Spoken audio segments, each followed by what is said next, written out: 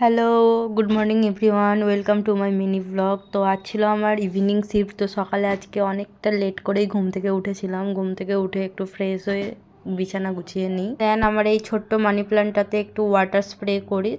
আর আজ জানো তো আমার প্রায় এক সপ্তাহ বাদ আমার আজ ইভিনিং ডিউটি পড়লো। তো ঘুমটা তো রাতে ভালোই হয়েছে।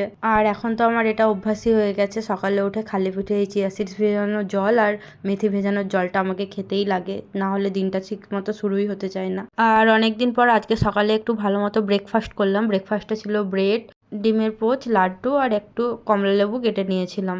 যেহেতু আজকে একটু লেট করেই উঠেছিলাম, তো আজ দুপুরে আর কিছু রান্না করা হয়নি, সেই জন্য রেডি হয়ে বেরিয়ে পড়েছিলাম ডিউটির জন্য। আর আজকে আমি এই 100 টাকার জুতোটা পরেছি, যেটা তোমাদেরকে আগের দিনই দেখালাম। আমি দুপুরে ডিউটি গিয়ে হসপিটালেই খাওয়া দাওয়াটা করি। মাঝখানের ব্রেকে আমি এই আমুলের ক্রিম রোলটা ট্রাই করি আজকে। আমি জানো তো এটা ফার্স্ট টাইম ট্রাই করলাম, কিন্তু খুব ভালোই ছিল টেস্টটা। তোমরাও একবার ট্রাই করে দেখতে পারো। আর আমি আজ 8টার সময় রুমে এসে একটা বাটার দিয়ে ডিম পোচ করে খাই।